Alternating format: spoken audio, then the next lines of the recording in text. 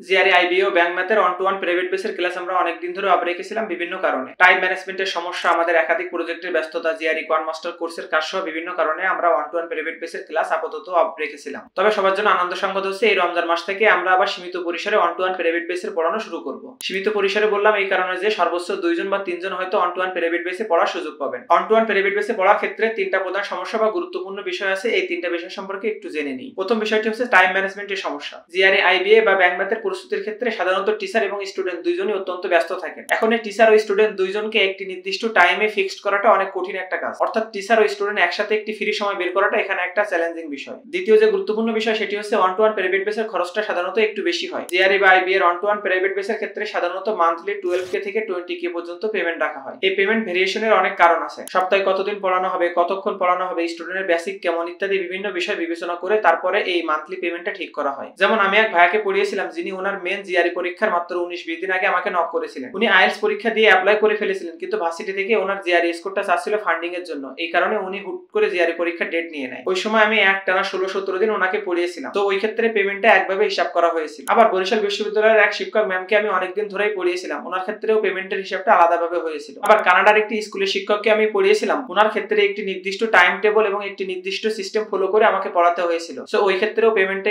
আলাদা ছিল। অর্থাৎ মান্থলি পেমেন্টটা কত হবে সেটি আপনি আলোচনা করে ফিক্সড করে তারপর পড়া শুরু করতে পারবেন। দ্বিতীয় যে সমস্যা বা গুরুত্বপূর্ণ বিষয়টি হচ্ছে সেটি হচ্ছে কনসিস্টেন্সি ধরে রাখা। প্রায় সময় দেখা যায় যে স্টুডেন্ট পড়া শুরু করার কিছুদিন পরে হতাশ হয়ে যায়। অর্থাৎ জিআরই বলুন, আইবিএ বলুন বা অন্য কোনো টেস্ট বলুন, এইসব পরীক্ষার ক্ষেত্রে কনসিস্টেন্সি ধরে রাখাটা খুবই গুরুত্বপূর্ণ। অর্থাৎ আপনি শুরু করলেন, তারপরে আবার থেমে গেলেন, তারপরে আবার শুরু করলেন, এরকম না করে একটি নির্দিষ্ট সিস্টেমে অল্প অল্প করে হলেও আপনাকে আগাতে হবে। তারপরে যদি আবার 1-2 মাস পরে শুরু করেন তাহলে আপনার খুব একটা লাভ হবে না। অর্থাৎ আপনি পড়া শুরু করে পড়া যতই কঠিন লাগুক, আপনি একটা নির্দিষ্ট সিস্টেমে প্রতিদিন অল্প অল্প করে হলেও আগাবেন। কিন্তু প্রায় সময় দেখা যায় যে স্টুডেন্টরা পড়া শুরু করার পরে হয়তো বাসায় ঠিকমতো প্র্যাকটিস করার সময় পায় না বা প্র্যাকটিস করতে পারে না। এভাবে কয়েক সপ্তাহ পর দেখা যায় অনেক পড়া গ্যাপ পড়ে যায়, একসময় তারা হতাশ হয়ে পড়া ছেড়ে দেয়। তো জিআরই আইবিএ বা এরকম কোনো কঠিন পরীক্ষার ক্ষেত্রে এটা মোটেই করা যাবে না। অর্থাৎ পড়া শুরু করার আগে আপনাকে একটা নির্দিষ্ট টাইম টেবল ফিক্সড করে তারপরে শুরু করতে হবে। সেটি 2 মাসের হতে পারে, 3 মাসের হতে পারে বা 4 মাসেরও হতে পারে। এই তিনটি বিষয় যদি আপনার কোনো সমস্যা না থাকে তাহলে আপনি ওয়ান টু ওয়ান প্রাইভেট বেসের জন্য পড়া শুরু করে দিতে পারেন। আর ওয়ান টু ওয়ান প্রাইভেট বেসের সিট যেহেতু খুবই সীমিত, সেহেতু আপনার যদি আগ্রহ থাকে তাহলে আপনি যত দ্রুত সম্ভব যোগাযোগ করুন। ওয়ান টু ওয়ান প্রাইভেট বেসের ক্ষেত্রে তিনটা গুরুত্বপূর্ণ এফএকিউ এর অ্যানসার আমি এখনই দিয়ে দিই। প্রথম প্রশ্নটি হলো one two one private base কি সবসময় অ্যাভেলেবল? এই প্রশ্নের উত্তর হলো ওয়ান টু ওয়ান প্রাইভেট বেসটি সবসময় অ্যাভেলেবল না। আপনি যে মুহূর্তে ভিডিওটি দেখছেন এই মুহূর্তে ওয়ান টু ওয়ান প্রাইভেট বেসটি অ্যাভেলেবল হলেও সবসময় এই ওয়ান টু ওয়ান প্রাইভেট বেসটি অ্যাভেলেবল না থাকতে পারে। আপনি আমাদের ফেসবুক দেয়া নাম্বারে যোগাযোগ করে জেনে নিতে পারেন যে এখন ওয়ান টু ওয়ান প্রাইভেট বেসটি অ্যাভেলেবল আছে কিনা। দ্বিতীয় যে প্রশ্ন সেটি হলো ওয়ান টু ওয়ান প্রাইভেট বেসের ক্ষেত্রে ক্লাস ভিডিও দেওয়া হয় কিনা। ওয়ান টু ওয়ান প্রাইভেট বেসটি যদি অনলাইনে হয় অর্থাৎ জুম বা গুগল মিটে, তাহলে সেক্ষেত্রে অবশ্যই ক্লাস ভিডিও দেওয়া হয়। শুধু ক্লাস ভিডিও না, ক্লাস শেষে ক্লাস নোটও দেওয়া হয়, অর্থাৎ শিক্ষক ক্লাসে হোয়াইট বোর্ডে যা যা লিখেছেন তার সম্পূর্ণ পিডিএফ ফাইল। কিন্তু যারা অফলাইনে পড়তে চান তাদের ক্ষেত্রে ক্লাস ভিডিও বা ক্লাস নোট দেওয়া সম্ভব না। তবে আপনি চাইলে কিন্তু অফলাইনে পড়তে পারবেন না। আপনি যদি ঢাকা ধানমন্ডি বা এর আশেপাশের বাসিন্দা হন তাহলে সেই ক্ষেত্রে হয়তো বা অফলাইনে পড়া সম্ভব। সেক্ষেত্রে আপনি অবশ্যই আমাদের দেয়া নাম্বারে যোগাযোগ করে জেনে নেবেন। তৃতীয় যে প্রশ্নটি থাকে সেটি হচ্ছে ওয়ান টু ওয়ান প্রাইভেট বেসের ক্ষেত্রে ম্যাটেরিয়ালস গুলো কিভাবে দেওয়া হয়, অর্থাৎ কোর্স ম্যাটেরিয়াল গুলো কিভাবে দেওয়া হবে। ওয়ান টু ওয়ান প্রাইভেট বেসের ক্ষেত্রে কোর্স ম্যাটেরিয়াল গুলোর সব পিডিএফ ফাইল সাধারণত দিয়ে দেওয়া হয়, অর্থাৎ কোনো হার্ড কপি ফাইল দেওয়া হয় না। ওয়ান টু ওয়ান প্রাইভেট বেসের ক্ষেত্রে আপনার যদি আর কোনো প্রশ্ন থাকে বা আপনার যদি আর কোনো জানার কিছু থাকে তাহলে আপনি সরাসরি আমাদের নাম্বারে কল করতে পারেন। আর এখানে আমি আবারও বলে দিচ্ছি ওয়ান টু ওয়ান প্রাইভেট বেসের সিট সংখ্যা খুবই সীমিত,